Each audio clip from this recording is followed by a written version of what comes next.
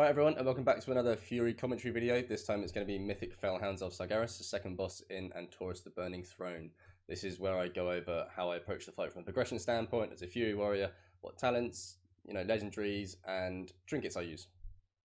So, talent selection, I'm going to be going for the standard single target talents, which is Endless Rage, Double Time, Avatar, Bounding Stride, Frothing Berserker, Bloodbath, and Reckless Abandon. Again, Bloodbath because I'm using the two-piece from tier 21, and that synergizes very nicely, and basically Bloodbath becomes your go-to talent, especially if you're using the Execute Ring, which I will be the Execute Ring, the class ring, sorry, giving you the Massacre buff, not a Liar's.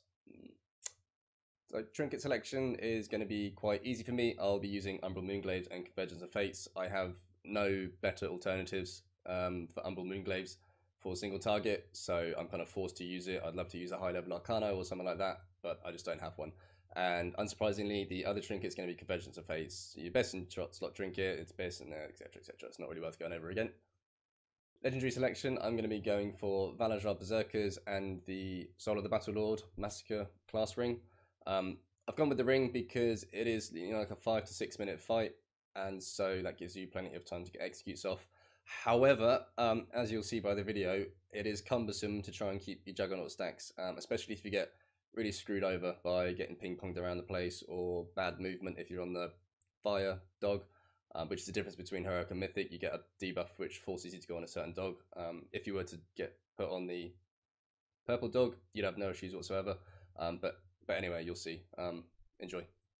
So we're going to be going for a standard single target opener. However, I'm not going to charge in immediately because your debuff will come in quite soon. You'll see it in my weak chorus on the left hand side, and that basically dictates which boss you need to go in. So just waiting briefly, and I'm on the purple one.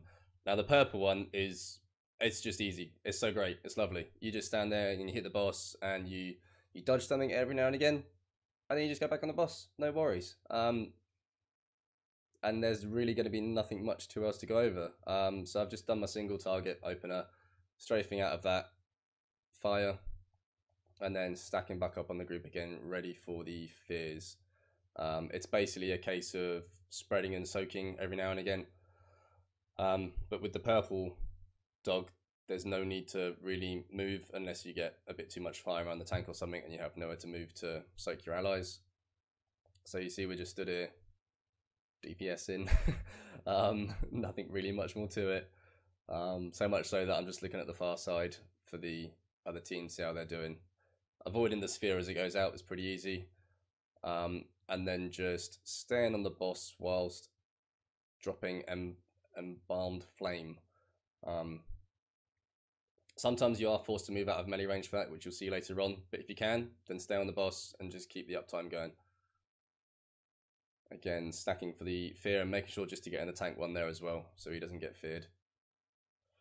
And I'm trying to avoid the cleave. Now with these lines, it is unfortunate to have to come off the boss, but you don't really want them going through the raid, otherwise you'll get screamed at. So move out there, drop it outside, and then just charge back in immediately. You could probably wait, in fairness, if you're on the purple dog, you can probably wait until it's just about to drop off and then leap out. However, I chose to get into position early so the raid knows where it's going and someone's not going to get a nasty surprise when I suddenly move out. And the Molten Touch, I'm just going to charge or leap straight away back again. Make sure I get on the group to soak the fears. This boss is kind of frustrating in some ways because it's such a stack to avoid this debuff, spread to avoid the other one.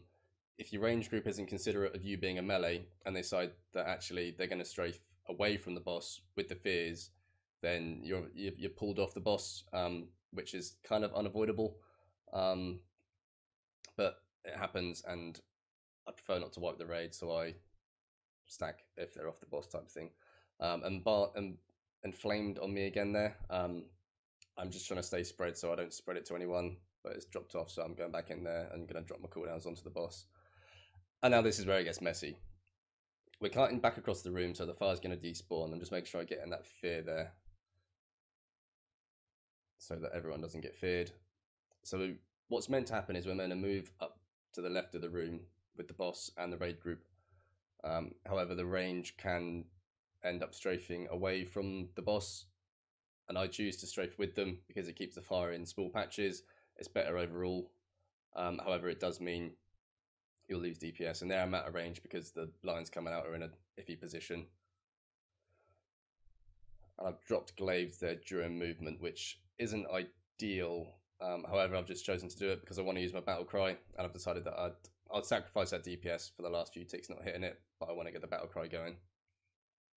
And you've got to be really careful here as well not to get cleaved by the dog if he's facing the wrong way, which is why I'm kind of in and out of melee range a little bit, and the fire's spawning, so I'm moving away and I'm getting away from the orb whilst it detonates.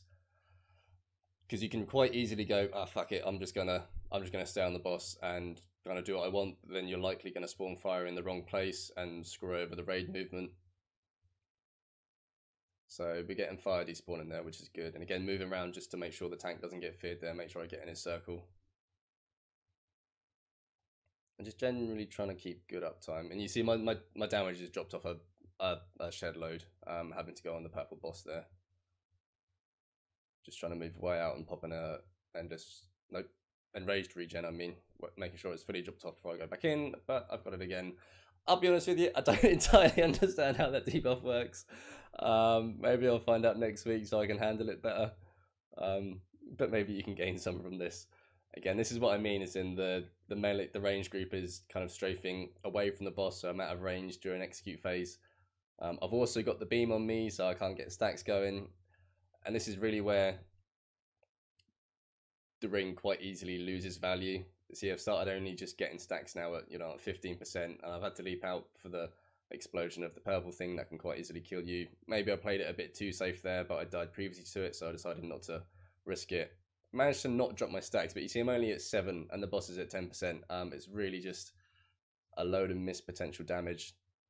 The only thing I can really say to make it better is just have good raid movement, so it's quite dependent on your raid and understanding the fight yourself. I personally don't understand it well enough to be able to make a decision that it's safe for me to do this, that, and the other.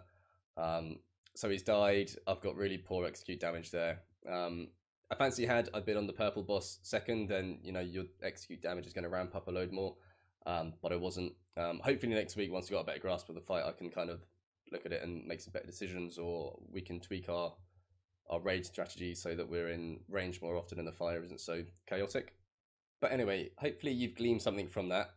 Again, it's not been the smoothest execute phase. Hopefully I'll be able to show you a first mythic kill encounter where I, you know, demonstrate a good execute phase. Range due to just pure encounter mechanics, like you saw at the end there, where I got the blazing trail. I can't remember what it's called, or the inflamed, or moving away from the exploding purple orb. It's not really that avoidable. You just got to do what you can and try and get the damage where you can. All right, cheers. See you on the next one.